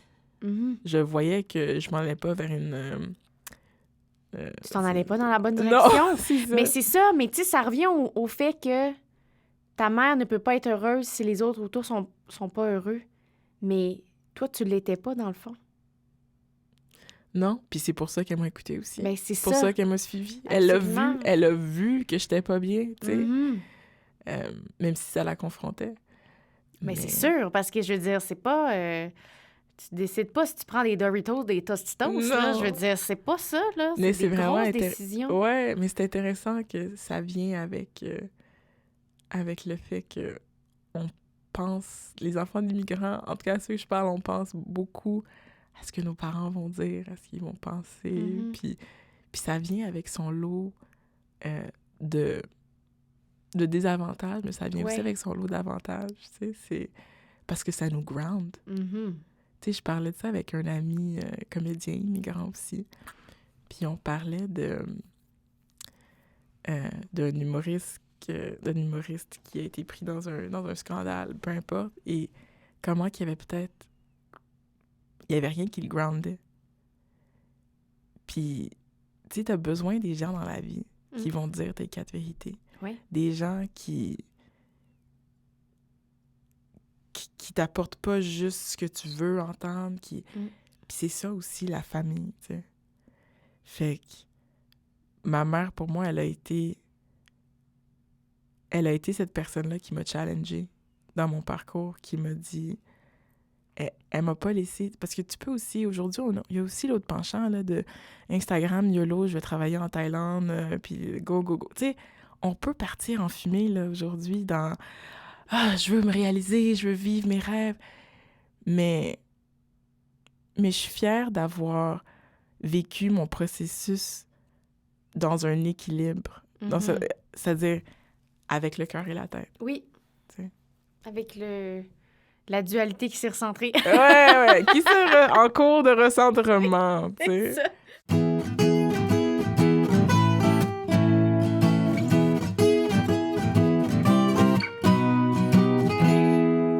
Là, c'est sûr que faut parler de cette nouvelle vie-là. Hein? Ce nouveau pan de ta vie, ce nouveau chapitre que tu es en train d'écrire qui est, ma foi, très florissant. Oui. Et je veux savoir comment ça s'est passé. OK, bon, la décision est prise, la démission est faite. Il y a un accord qui se fait davantage entre ta tête et ton cœur. Mais là, tu passes par où? Parce que, tu sais, tout le monde, tu sais, puis ton entourage, les gens vont le dire, bon, c'est un métier de crève-faim, nanana. Il y a beaucoup de gens qui le veulent, mais il y a peu d'élus, tout ça. Bon, premièrement, tu pars, t'es comme, OK, oui, mais je le sais que je veux faire ça, fait que je vais trouver les moyens. Quels ont été tes moyens pour démarrer cette nouvelle carrière-là? Comment tu visualisais la suite? Mais premièrement, je trouve ça... Moi, c'est quelque chose qui m'a surpris. Mais quand le fruit est tombé, là, mettons, là, puis que j'ai su que là, je partais, c'est hallucinant comment j'avais pas peur. Puis écoute, c'est peut-être la témérité de la jeunesse, je suis pas encore vieille, là, mais c'est juste, ça m'a impressionnée. Parce que ce qui m'a impressionnée, c'est parce que les gens me le demandaient tout le temps. T'as-tu peur? Ça te stresse-tu? Puis c'est ça, puis je pense que c'est ça aussi qui faisait peur à mon père, parce qu'il me trouvait comme, donc ben comme, like, t'es fluffy et comme, réalises-tu, tu sais? Mais quand t'es pas dans mon corps, tu comprends que tu pouvais pas comprendre, mais... Et c'est là où la spiritualité rentre en compte et la connexion avec moi-même et mon intuition, c'est que je le savais que c'était ma voix. Il y a quelque chose de l'ordre de, oui, l'ésotérique qui me dit « Je le sais que t'es à la bonne place. » Tu sais? Et quand t'es habité de ça, ben tu peux trimer dur, mais tu le sais que tu t'en vas à la bonne place. C'est correct, là. Tu sais? Fait que, bref, moi, à partir de là, ce que j'ai fait, j'avais un beau condo, j'ai décidé de le louer. Justement, j'avais une hypothèque, hein, donc j'ai loué mon condo, comme ça m'enlevait une pression financière. J'ai déménagé en colocation avec une de mes super bonnes amies. Ben, j'avais pas vraiment de job, hein, donc j'ai commencé à faire des listes. OK, qu'est-ce que je peux faire? En quoi je suis compétente? J'ai envoyé mon CV à plein de places. Finalement, je me suis ramassée parce que j'avais quand même besoin d'une certaine flexibilité. Tu sais, si j'avais des auditions, parce que après, je te dirais, 1 mois que j'ai fini la couronne, 1 ou 2 mois, je me suis trouvé une agente. Okay. Puis, tu sais, elle fait mannequinat et acting. Fait qu'elle était comme, au pire, même si tu fais pas d'acting, tu peux faire un peu de mannequinat. Bon, c'est vraiment pas mon rêve, pas tant mon trip, mais tu sais, ça payait des factures. Cool, faisons-le. Fait que, tu sais, j'ai commencé, je faisais un tout petit peu de mannequinat, puis j'ai des contrats de genre marketing avec des compagnies de marketing, c'est-à-dire, par exemple, au casino, de l'accueil, donner des pamphlets, des événements de Sephora où tu accueilles les gens. Fait que je suis vraiment allée là avec enthousiasme parce que j'étais comme, c'est ma nouvelle vie, j'ai besoin de cash, j'ai un loyer à payer, allons-y, tu sais. Et puis t'as des jobs là-dedans qui étaient pas pire bien payés. Donc, je suis rentrée dans ce lifestyle de travailleur autonome, des jobs sporadiques. Je te cacherai pas que moi, j'avais un agenda. Pas clair, là, mais je le savais que, tu sais, je voulais devenir comédienne. Je voulais chanter, écrire, puis jouer. Maintenant, tu sais, est-ce que ça m'a fait triper? Tu sais, j'ai fait le salon de l'auto, par exemple, aussi une année. C'est tough, man. Oh my God. En tout cas, pour moi, c'était un outil pour payer mon loyer, véritablement, puis je savais que c'était temporaire, puis c'est pour ça que je l'ai faite, mais c'est vraiment... Je suis contente que, pour moi, de ne plus avoir à le faire, juste parce que c'est pas quelque chose qui me nourrissait. Tu sais, il y a des gens qui sont bons, puis il y a des gens qui trippent à full socialiser au casino avec les clients, qui sont contents, puis comme j'avais des costumes des fois, oh my God, la fin du monde, genre... Oh, mon Dieu, tu sais, des costumes, chez costumier, je suis comme, wow, là, OK. Pas mon trip, mais tu sais, gotta do what you gotta do, tu sais. Puis j'étais comme, ça paye les factures, puis c'est cool. Mais c'est vraiment que il y a des bouts où je mourais un peu de l'intérieur, là, dans le sens où j'étais capable de le vivre parce que je savais que j'étais temporaire. Ouais. Mais bref, fait que plein de job-in de ce genre-là. Et je prenais parallèlement à ça plein de cours. Là. Je bouffais des ateliers de jeu, atelier Daniel Fichot, let's go. Je commençais à faire un tout petit peu de pub, mes premières auditions de pub. Et bon, OK, travailler fort, faire mon démo de comédien. C'est stressant, faire un démo de comédien, tout organiser la patente, t'as pas ton argent, puis ça coûte cher. Fait que, tu sais, c'est tout ce démarrage-là. Mais honnêtement, j'étais habitée comme de cet élan-là de « je le sais, je m'en vais à la bonne place ». Fait que j'étais capable de tout, entre guillemets, endurer. Tu comprends? Parce que la braise, elle va devenir un feu, là, puis je le sais. Fait que c'est ça. Puis j'ai commencé à faire des pubs. Puis là, à un moment donné, après 1 an et demi, j'ai eu mon audition pour l'Œil du Cyclone. Comment ça s'est passé? J'étais tellement stressée. Là. C'est Oh sûr. my God. Mais c'était ma première audition en fiction en français. Et c'est ça, j'avais déjà eu d'autres petites auditions en anglais. Comment ça s'est passé? J'étais vraiment stressée, mais en fait, le matin 2, c'était quand même spécial parce qu'une de mes bonnes amies, sa grand-mère est décédée la veille, puis elle m'a texté le matin de mon audition pour me dire que sa grand-mère était décédée. Fait que moi, ma grand-mère est décédée en 2009. Ma grand-mère, c'est une très grande partie de ma vie. Et je me rappelle le matin de l'audition, je suis descendue, j'étais chez ma mère. Je suis descendue, j'ai pris une photo de ma grand-mère. On a un cadre avec elle dedans. Puis je me suis pris en selfie avec la photo de ma grand-mère. Puis j'ai dit, tu sais, mes sympathies, puis ma grand-mère, puis moi, on pense à toi, tu sais. Laisse ça là. Je vais prendre un bain, mon audition est comme en début d'après-midi. Puis toute la journée, j'étais comme portée par une énergie. Je sais pas comment le décrire. Écoute, puis comment moi je l'intellectualise, si on veut, c'est que c'est comme si le moment que j'ai texté mon amie, j'ai parlé avec elle, puis la photo avec c'est comme si j'avais connecté avec ma grand-mère. Mm-hmm. C'est comme si j'avais sonné à sa porte, là. Puis c'était elle qui m'a portée pendant mon audition, là. J'étais super, super stressée, mais ça a bien été. Puis le réalisateur que je connais bien aujourd'hui, parce qu'on filme la saison 3 à Chico, tu sais, je me rappelle comme si d'ailleurs, là, à la fin de l'audition, il s'est levé, il m'a serré la main, puis il m'a dit « T'as bien fait ça. » Puis après que je l'ai pas, c'était pas... j'étais bien. Mm-hmm. J'étais allée dans mon auto, puis j'ai été directement au cimetière, puis j'ai été voir ma grand-mère pour la remercier parce que je savais qu'elle était là cette journée-là. Ça a pris du temps, ça a été 3 mois plus tard à peu près que j'ai su que j'avais eu le rôle. Et quand même! Ouais. Ça a bien été long, leur casting! Ça a été long. Puis, tu sais, mais je savais que si c'était à moi, ça allait être à moi. Puis si c'était pas pour moi, c'était pas pour moi. Mais, tu sais, c'est ça. Tu sais, j'hésite à parler de ce genre d'affaires-là parce que c'est tellement vrai, tellement profond, puis c'est tellement ma réalité. Puis j'ai pas besoin de personnes qui viennent me dire « Ah oui, mais... » Mm-hmm. Moi, je le sais, ce que j'ai vécu, puis c'est ça. Tu sais, c'est juste... C'est ça. S'ils viennent, tu baisses leur son. C'est ça. C'est toujours je pratique toujours ça. De changer. Mais en même temps, c'est tellement ça, la vie. C'est ces moments-là. C'est des moments clés qui la changent. C'est quoi les chances que ma première audition en fiction, je la décroche? Puis qu'après, j'apprends c'était qui la distribution. Comment?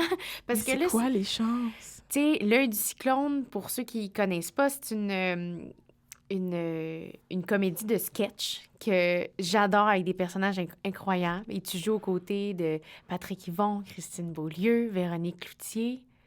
Mais là, quand t'as découvert, là, parce que je veux dire, c'est des comédiens d'expérience pour la plupart. Il y a quand même des enfants aussi dans cette série-là. Qui ont full l'expérience. Mais vraiment, qui sont tellement incroyables, qui sont justes, qui sont attachants. Ça a été quoi quand t'as reçu l'appel, là, puis que t'as découvert la distribution? Te rappelles-tu comment tu te sentais? Je me sentais... Comment dire ça? C'était une des plus belles validations que j'ai eues. Sans prétention, là, Sandrine. Je le savais, je m'en allais là. Si c'était pas l'œil du cyclone, ça aurait été quelque chose d'autre. Puis ça part de dès que j'ai quitté la couronne. Quand je te dis que je savais que j'étais sur ma voie, je savais que ma voie allait se tracer. Fait que j'étais aux anges, j'ai pleuré, j'ai sauté, j'ai crié, j'ai tout fait ça, OK? Mais la nuance que je mets, c'est que, tu sais, quand les gens, ils sont comme « Ah, finalement, t'as réussi, tu sais! » Non. Ça faisait 2 ans que j'avais réussi. Quand j'ai embarqué sur ma voie. Tu comprends? Mm-hmm. Là, c'est juste que toi, tu le vois. Ouais. Mais pour moi, c'était une validation. La plus belle des validations. Mais c'était pas comme « Finalement, t'es sur la bonne... » Non. Mm-hmm. Tu sais? Mais le bonheur, la réussite, c'est dans ta tête, en premier. Puis après ça se matérialise. Puis c'est ça qui est fabuleux. Ça se matérialise, c'est plus concret, tu sais, pour les autres aussi de le voir. Oui. Mais non, c'est sûr, je le voulais, ce rôle-là. Ah, je le voulais, là, tu sais. Tu parles de réussite. C'est quoi ta définition de la réussite? Pour moi, c'est drôle parce que réussite puis bonheur, Ça se rejoint. pour moi, ça se rejoint. Ouais. Réussir, c'est être heureux. Puis Mhm. être heureux, c'est être aligné pour moi. C'est vivre en alignement avec qui tu es. On a tous des cadeaux qu'on a dit, Ouais. qu'on disait tantôt. Mhm. Ben, la job pour moi sur Terre, c'est de découvrir tes cadeaux puis d'en faire profiter les autres, si on veut. C'est de les exploiter, ces cadeaux-là. Si tout le monde faisait ça, là, oh my God, que ce serait fantastique. On vivrait dans un monde totalement différent. Tellement. Mais, pour trouver... Les cadeaux, c'est des pépites d'or, là. Faut que tu descendes loin dans la mine pour aller les dénicher, tes pépites d'or, là. Puis c'est pas tout le monde qui est prêt à aller là. Ça fait mal à aller chercher ces pépites d'or-là. Oui, Ça c'est fait dur, peur. c'est du travail. Il fait noir en bas, là. Tu comprends? Mais pour moi, c'est ça le bonheur. Mhm. C'est avoir le courage d'aller les chercher puis la liberté de les exploiter après. Wow, c'est vraiment une belle image. On dirait que c'est or, c'est brillant. Je le vois, là. T'as quand même aussi fait d'autres contrats parce que t'es complètement bilingue. Est-ce que tu considères que c'est une force de pouvoir naviguer avec les deux langues dans ton métier? Ben oui, mais pour moi, c'est super le fun que je parle anglais, puis j'ai quand même des belles opportunités aussi de ce côté-là. C'est drôle parce que je m'identifie vraiment au français. Mm-hmm. Mon rêve, là, les gens sont comme, tu veux-tu aller à Hollywood? Je suis comme, pas vraiment. Mon rêve, c'est vraiment... Mon rêve, je le vis. Oui. C'est de vivre de mon art, tu sais, puis je préfère vraiment travailler en français. Tu sais, c'est plus proche de moi, c'est ma langue maternelle. L'anglais, c'est encore... j'ai pas la même... complètement la même aisance, Ouais, là. Tu sais, le même attachement. C'est à plus ça. collé Ouais. à moi, le français. Donc, c'est sûr que c'est un atout, là. Puis parler anglais, là, je suis tellement contente d'avoir vécu dans le West Island parce que c'est... je veux pas dire que c'est un must, mais c'est quelque chose... je suis super reconnaissante de parler anglais. Mais j'aime mieux parler français. Si on revient justement au plateau, à ta vie de pigiste, tout ça, c'est ton quotidien. Est-ce que t'es contente là, de ce que tu vis à travers les différents projets que tu jongles, avec lesquels tu jongles? J'adore ma vie. Puis pendant, je pense, la première année, après que j'ai quitté la couronne, souvent, je me réveillais le matin puis je capotais. J'étais comme, hey!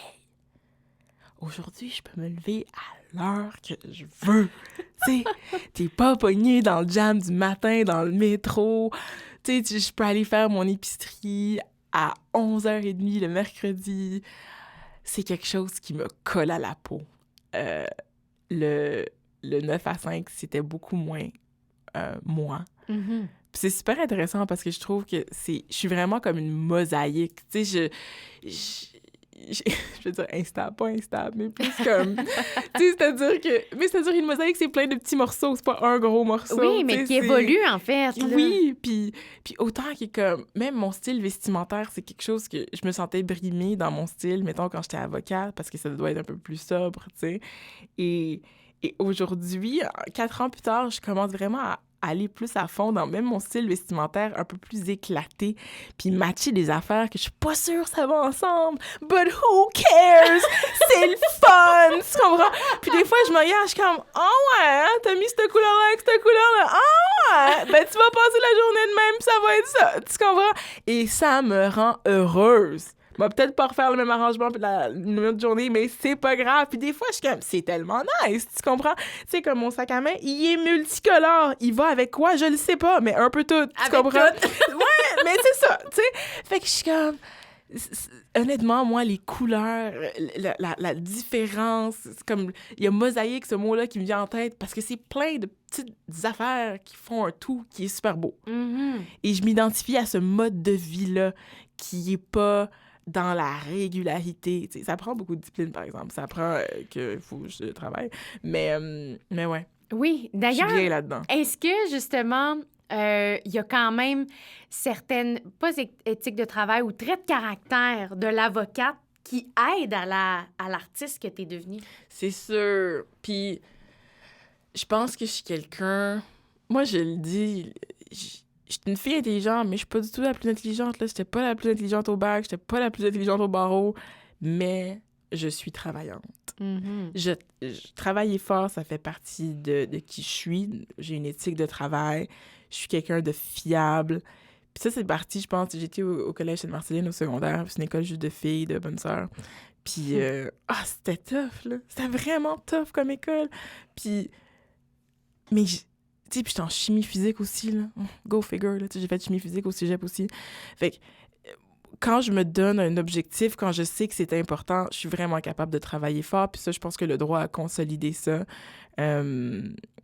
Donc oui, puis mon esprit analytique est super intéressant, mais ouais, j'avoue que mon côté avocate, c'est les relations interpersonnelles, tu sais. Interroger, contre-interroger les gens, ça prend un minimum d'intelligence émotionnelle, d'être capable de lire un peu les gens et d'interagir. Moi, j'avais beaucoup de rencontres avec les victimes. Oui, allô, l'empathie, peut-être des fois trop, quand je dis j'avais envie de brailler avec elle, tu sais, mais là, c'était plus bon pour ma job, mais comme comédienne, c'est quelque chose que je pratique activement. Je pense que moi, une de mes forces, c'est mon émotivité, c'est ça que je suis en train de découvrir, c'est ma capacité et mon désir à être vulnérable avec les autres. Je trouve que on avance mieux quand on cut la bullshit, quand on enlève nos masques, tu comprends? Et ça, je pense que, ouais, mon métier d'avocat dans ma relation avec les victimes, les témoins, c'est clairement un plus dans une valeur ajoutée à ma vie d'aujourd'hui.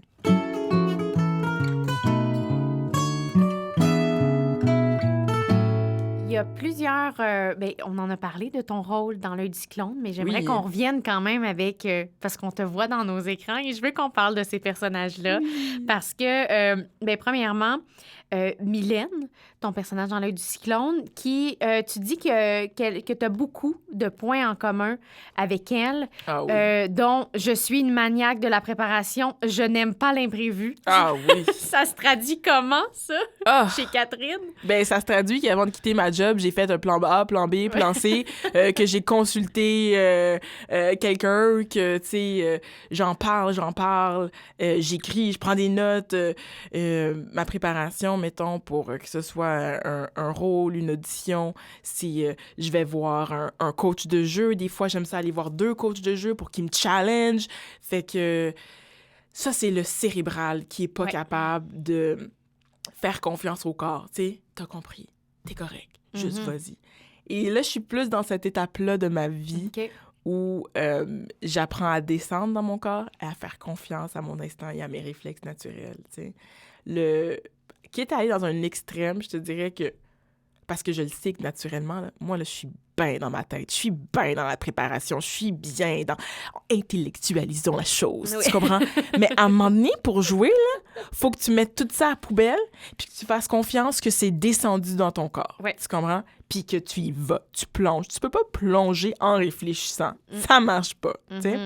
Donc, c'est sûr que Mylène, elle représente tout ce côté-là de moi qui a besoin de planifier, de comprendre avant d'agir, de comprendre. Ma mère me dit depuis que je suis petite, elle me dit faire les leçons avec moi, c'était la fin du monde. Tu sais, il y a des enfants qui veulent que tu leur donnes la réponse, OK?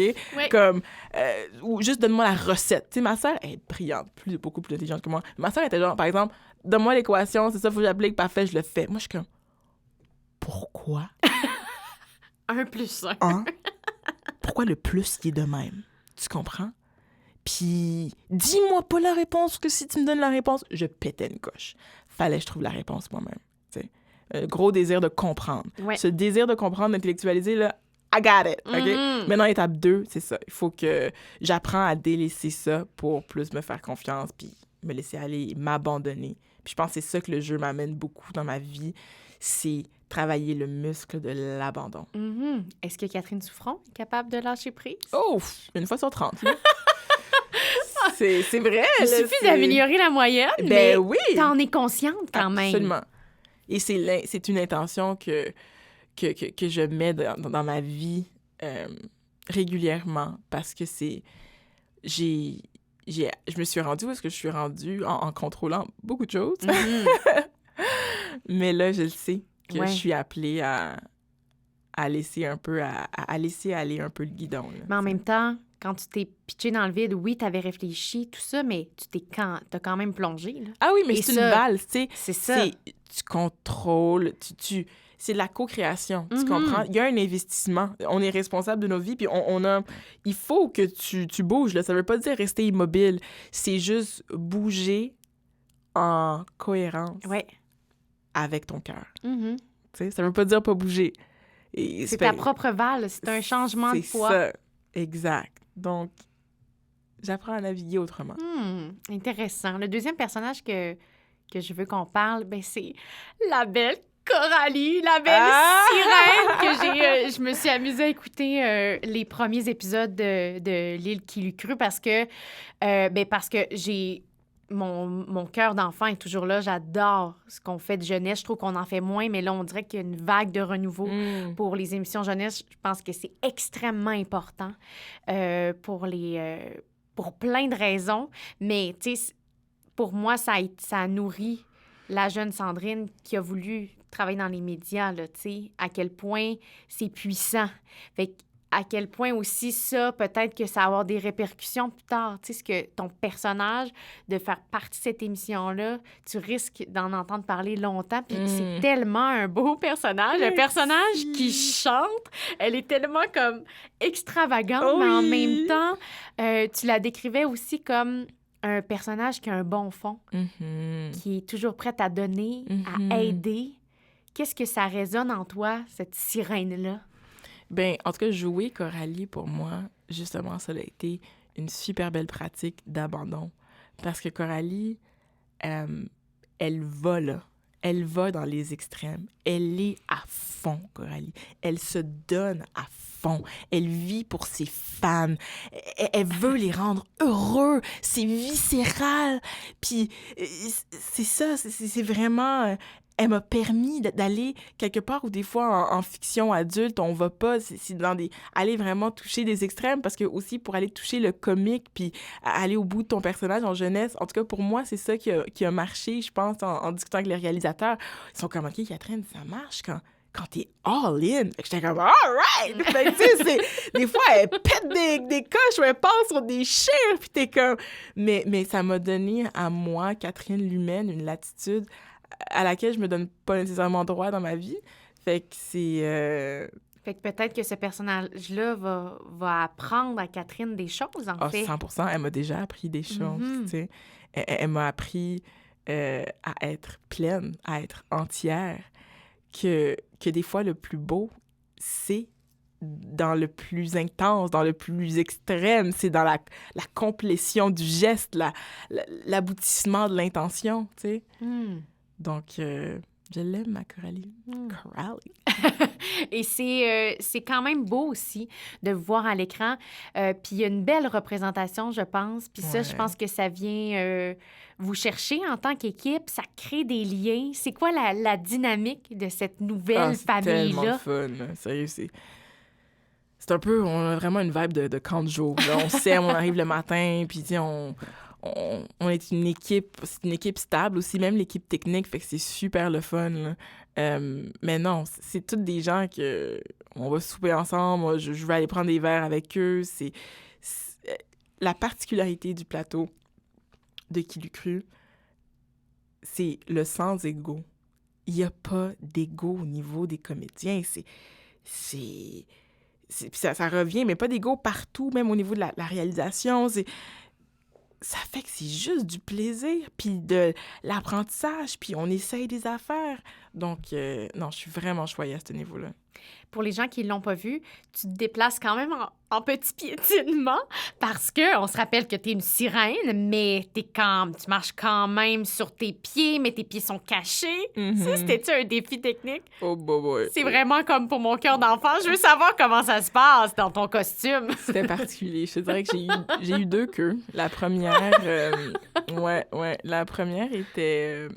elle me permettait pas vraiment beaucoup de marcher. Je marchais encore plus lentement que ce qu'on voit dans la majorité des épisodes. Donc, en fait, c'était tellement compliqué que le premier ou les 2 premiers épisodes, on me déplaçait en chaise roulante. Oh my God. Entre les scènes. Tu sais, mettons juste pour me rendre Oui. de ma loge sur le plateau, c'était trop long, genre, tu sais. Tellement j'avais des petits mini-pas de geisha, là, tu sais. Fait que c'est... et là, à un moment donné, ils ont coupé un peu plus. Là. C'était vraiment là, un travail d'équipe, d'essais, d'erreurs. Tout le monde était investi dans la queue. J'ai bêché une couple de fois. On a fait des bloopers après où j'étais comme... où on me voyait, où je sacrais après la take parce que j'étais tellement... Tu sais, des fois, j'essaie de marcher vite, mais ça marche pas. Ou des fois, tu sais, les 2 personnages quittent ensemble, mais Coralie traîne de la patte parce que Coralie peut pas marcher aussi vite, tu sais. Fait que c'était comme rendu un running gag assez cocasse, mais c'était tout un travail parce que c'est ça, ma première queue était un peu plus moins malléable et beaucoup plus serrée au niveau des jambes. Et là, on a dû la refaire avec un genre de latex. Peut-être vous allez remarquer la différence, c'est sûr. Là. Mais c'est ça, c'était une aventure en soi. Oh, wow. Ben, en tout cas, j'invite autant les petits que les grands à découvrir cette quotidienne-là qui est vraiment divertissante. Les décors, les costumes, c'est tellement beau, là. Oh. Un gros merci d'amener ça en ondes, puis un gros bravo à toute l'équipe pour ce beau projet-là.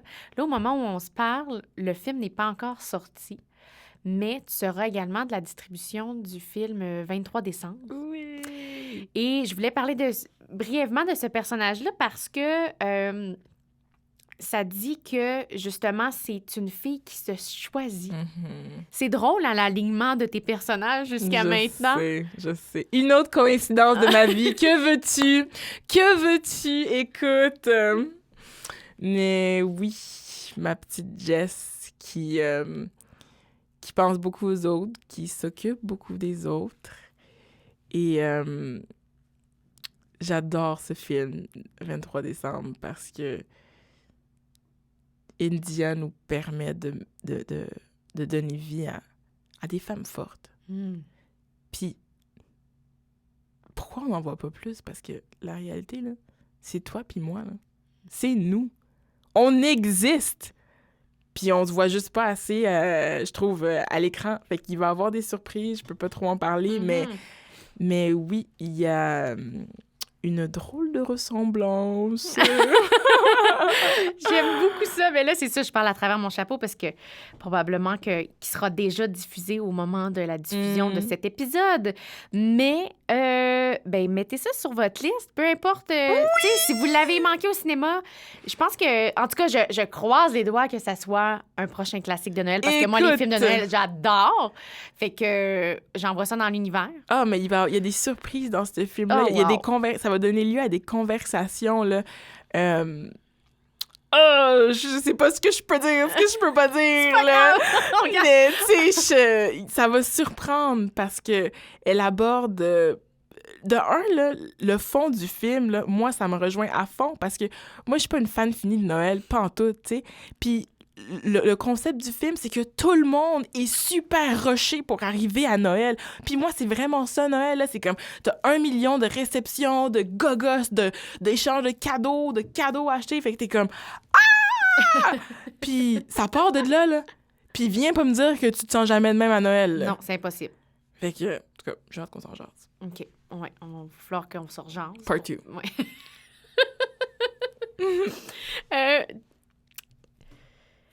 Il y a quelque chose que j'ai vu passer sur tes réseaux sociaux qui est tout simple, qui vient avec une photo de toi. Et c'est écrit « Note à moi-même, la vie n'est pas une course, Catherine. » Ouais.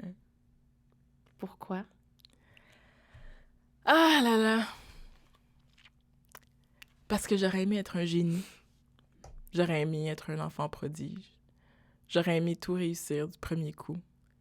J'aimerais avoir les accolades, les trophées, les cinq, comme je veux tout de suite. Mm-hmm. Ben, nous, Ouais. je suis le produit de ma génération. Mais c'est vraiment venu du fait que c'est tough à apprendre. Moi, j'apprends devant la caméra, j'ai pas d'école de théâtre. Ouais. Puis, don't get me wrong, c'est ce que je veux. C'est exactement ce que je veux. J'apprends. Pour vraiment apprendre, je pense qu'il faut que tu te mettes à nu, il faut que tu sois vulnérable. J'ai pas de temps à perdre, là. On va se dire les vraies affaires. ça marche pas, let's go, on y va. Je me donne, tu te donnes, des fois ça marche pas. C'est comme ça que tu grandis, c'est comme ça que tu apprends. Tu tombes, tu te relèves. C'est long. C'est pas le fun tout le temps. D'où l'idée que tu te dis, des fois, il y a des gens qui ont l'air de l'avoir plus facile. Pour moi, c'est sûrement une illusion, mais quand même, je tombe dans ce panneau-là de voir les gens qui sont comme... qui font ça depuis qu'ils sont jeunes, qui ont l'air de jouer comme un pet. Des gens qui maîtrisent les choses de l'extérieur, on dirait facilement. Pas moi. C'est des cours, c'est de l'étude, c'est de la préparation. Et des fois, j'ai juste besoin de me prendre dans mes bras puis de me dire chaque chose en son temps. La vie n'est pas une course. Puis, de plus en plus, je suis là-dedans de réaliser que mon rêve, il est là. Mon rêve, je le vis. Tu sais, il y a toujours quelque chose que tu vas vouloir de plus. Ouais. Et ça, c'est génial. C'est parce que t'es juste humaine et t'es en vie. C'est très normal. Mais je prends ces moments-là pour me pincer puis juste me dire, tu le fais, là. T'es dedans. Je sais que ce sera jamais meilleur dans le sens où c'est prouvé que entre nous et les personnes les plus riches du monde, la différence de bonheur est de 10%. Dans la mesure où nos besoins fondamentaux, on a un logis, on peut subvenir à nos besoins alimentaires, on a un travail, la mesure où ces besoins de base sont assouvis, la différence de bonheur entre nous et la personne la plus riche du monde peut être de 10%. Et ça veut pas dire qu'elle est plus heureuse, là. Ça peut être 10% moins heureuse que nous. Donc, c'est ça. J'apprends à apprécier le chemin, vraiment, vraiment, vraiment. Oui, parce que c'est bien beau, atteindre le sommet, mais il faut que tu le montes. Puis c'est beau, la montée. Mais c'est pas toujours facile. Le vrai sommet, là, c'est la mort. Mm-hmm. C'est comme... Puis je ne dis pas dark, là. Oui. C'est juste que il y en aura toujours un autre sommet. Oui. Jusqu'à temps qu'il n'y en ait plus. Oui. Puis ça, c'est la fin de notre véhicule physique. Tu comprends? Donc... Mais ouais, j'aime ça des fois, tu sais, je suis un peu... je trouve ma relation avec Instagram est des fois conflictuelle, tu sais, comme toutes mes dernières photos, c'est toutes des photos professionnelles, retouchées, tu sais, toutes des vraiment belles photos, puis je me gosse à alimenter cette machine-là, puis c'est pour ça que j'avais pris un break de 1 an et demi d'ailleurs, mais au moins, on dirait que ça me faisait un baume sur le cœur, puis c'est comme ma thérapie à moi de mettre des quotes que je veux pas oublier, ou d'écrire un petit mot à moi-même pour de vrai, tu sais. Puis, des fois, je retombe là-dessus, puis je suis comme « Ah ouais, c'était bon, cette quote-là. » Pas par moi, là, souvent, là, par d'autres gens beaucoup plus intelligents. Mais ouais. Il y a plusieurs projets sur lesquels tu travailles. Je sais pas qu'est-ce que tu peux me dire, ce que tu peux pas me dire, mais je sais que tu veux et ce que tu fais, c'est que tu jongles entre le chant, l'écriture et le jeu. Et là... il y a plein de choses qui se placent. Comment tu entrevois l'écrivaine? Comment tu entrevois l'autrice? Là? Qu'est-ce qui t'allume? Sur quoi tu travailles? Qu'est-ce que tu peux me dire par rapport à l'écriture? Comment j'entrevois le tout? C'est qu'en ce moment, je suis dans une phase où j'essaie vraiment, vraiment de travailler sur mon jeu. C'est ça qui me fait triper là, en ce moment. C'est travailler sur mon abandon, puis c'est vraiment... C'est ça le main dada, je te dirais. Maintenant, le chant, je laisse vraiment la vie me guider. Tu sais, cette année, je parlais avec mon agent, puis j'étais comme, j'aimerais ça un peu retoucher, renouer graduellement avec le chant, tu sais. Puis, comme par magie, il y a une sirène qui chante qui est arrivée dans ma vie, tu sais. Fait que, une autre coïncidence, là, tu sais, une petite coïncidence. Puis, je te dirais qu'il y a d'autres belles petites nuggets liées au chant qui sont en train de faire leur chemin dans ma vie, dont je peux pas parler. Fait que ça va se matérialiser ou pas, I don't know. Mais je danse la valse, je suis dedans. Niveau d'écriture, je peux vraiment rien dire. C'est aussi poche que ça, mais Mais ça se poursuit, là. Ça se poursuit, les amis! Oh, wow! Ouais, OK. ouais, Puis on ouais. sait pas quand. C'est des gros processus. Des fois, C'est des gros processus. C'est des pitchs. Des fois, c'est du développement qui... Mais tu ça... sais, c'est ça. OK. Je vais juste m'enfarger puis dire quelque chose que je dois pas dire. Non, je vais fait rien qu'on... dire. OK. Puis, au niveau du jeu, là, est-ce qu'il y a une série dans laquelle que tu te verrais jouer? Tu sais, je te donne un exemple. Une série d'avocats. Est-ce que t'aimerais ça? Mais là, tu sais, je l'avais dit quand j'étais à Bonsoir, j'étais comme, tu sais, sérieux, je me rappelle, c'est très clair dans ma tête quand je plaidais une cause, puis j'étais comme, ah, man, c'est pas que j'aime pas faire ça, là, mais il me semble que je préférais faire ça, mais en faux. Tu sais, j'ai vraiment eu cette réflexion-là. Et donc, pour moi, ce serait un rêve de boucler cette boucle-là en pouvant interpréter une avocate. I mean, hello! Hello! Tu sais, je peux interpréter une procureure. I mean, hello!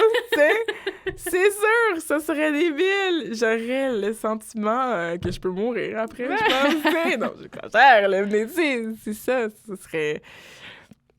Ce serait le fun. Puis est-ce que... il y a des artistes ou un réalisateur, une réalisatrice, des gens dans le milieu avec qui tu aimerais travailler? Oh my God. Oui, c'est sûr.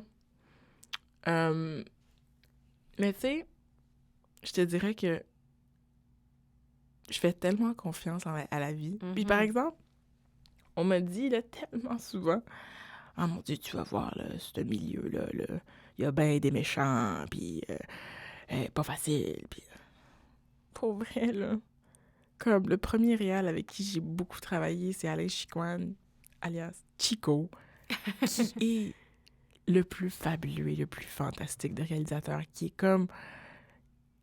a un côté, une figure paternelle qui est tellement aimant et généreux et doux et empathique. Puis je suis comme, la vie m'amène le monde dont j'ai besoin, tu comprends?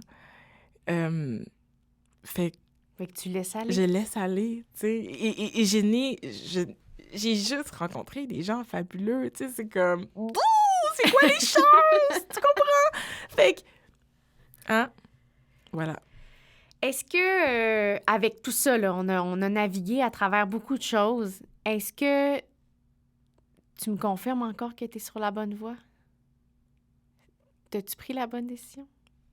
Pour moi, c'est une rhétorique, là. Sans prétention, je suis comme... Hey, c'est comme les gens qui disent, t'as-tu regretté? Je suis comme... Sérieux? Ah, mais oui. Je suis sur la bonne voie plus que jamais, je pense. J'adore ça. Ta petite voix, elle dit quoi? Ma petite voix, elle me dit que la vie fait bien les choses.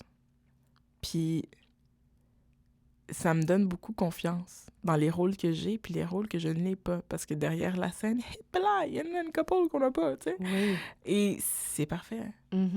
Parce que t'apprends. Puis des fois, il y a des rôles que j'ai pas. Puis après, tu sais, t'apprends que telle autre opportunité arrive. Tu sais, c'est comme, par exemple, avant Coralie, j'ai auditionné déjà pour une sirène dans un autre show. Ah, je l'ai pas eu, tu comprends? C'est quoi les chances que j'auditionne pour 2 sirènes? Ah ouais, ça, c'est spécial. Puis là, mais Coralie, par exemple, elle chante. Oui. Puis Coralie, je l'ai eu. Fait que, tu sais... C'est ça. Coïncidence! mais oui, donc, pour moi, la vie, ce qu'elle me dit en ce moment, c'est fais confiance. Des fois, je fais des affaires, je sais pas pourquoi. Puis je le fais. Parce que je m'écoute. Puis je le sais que ça va s'inscrire. C'est... que je suis quétaine, mais... Tu sais, ma mosaïque, là. Des fois... Moi, là, la vie, elle me dit juste, regarde, tu sens que tu dois mettre tel petit morceau-là, mets tel petit morceau-là. Puis dans une couple d'années, tu vas comprendre l'image que tu es en train de construire. C'est correct de pas le savoir exactement, mais je sais que c'est la bonne image que je suis en train de dessiner. C'est si beau. Je peux pas croire que les gens seront pas inspirés à t'entendre. Écoute, Merci de m'avoir accueilli chez toi. C'était vraiment, vraiment, vraiment le fun.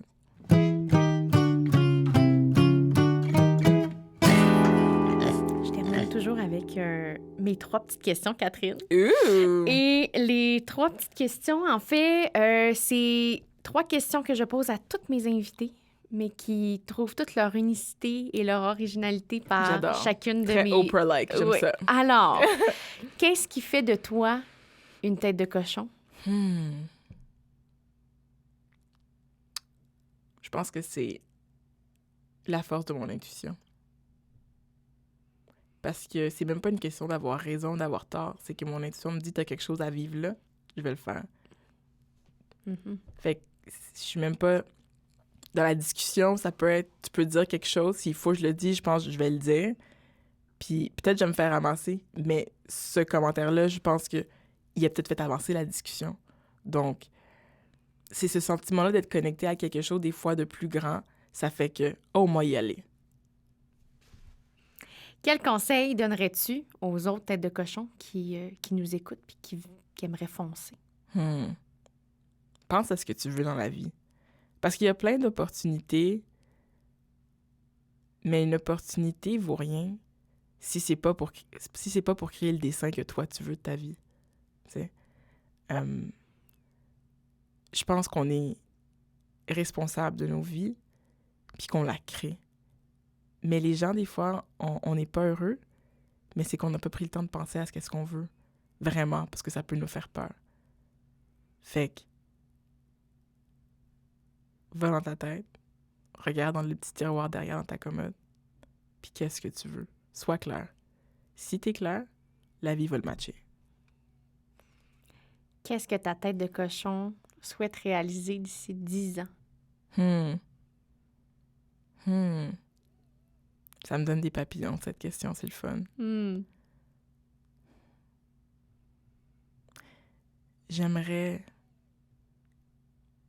pouvoir te regarder dans les yeux puis dire le pan justice sociale, la grande justicière à l'intérieur de Catherine et le pan artiste ne font qu'un. Être pleinement coalition tête-cœur. J'adore! Catherine Souffron, merci tellement. Merci à toi. De ta générosité, de ton ouverture, ta vulnérabilité. On est allé dans plein de profondeurs, plein de richesses, puis j'espère que ça va éveiller les consciences, faire résonner des cœurs de femmes de peu importe l'âge, d'hommes, de gens qui nous écoutent, qui ont... Parce qu'on a toute une tête de cochon qui sommeille en nous. Mais il faut l'outiller, il faut l'utiliser comme il faut. Je pense que tu es une preuve positive qu'il n'est jamais trop tard, puis que dans le fond, ça peut devenir notre meilleur ami.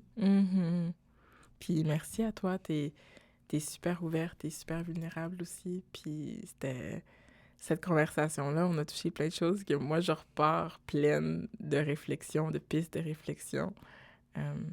Puis je trouve que c'est ça le plus beau. Je pense que quand on a une conversation de cœur à cœur entre deux personnes vulnérables, c'est ça, c'est le fun. Merci. Merci à la Maison de la Culture Maisonneuve de nous avoir accueillis dans vos studios pour l'enregistrement de cet épisode. Pour ne rien manquer, abonnez-vous à nos comptes Instagram, Facebook et YouTube au têtesdecochon.podcast. On se retrouve très bientôt. Salut!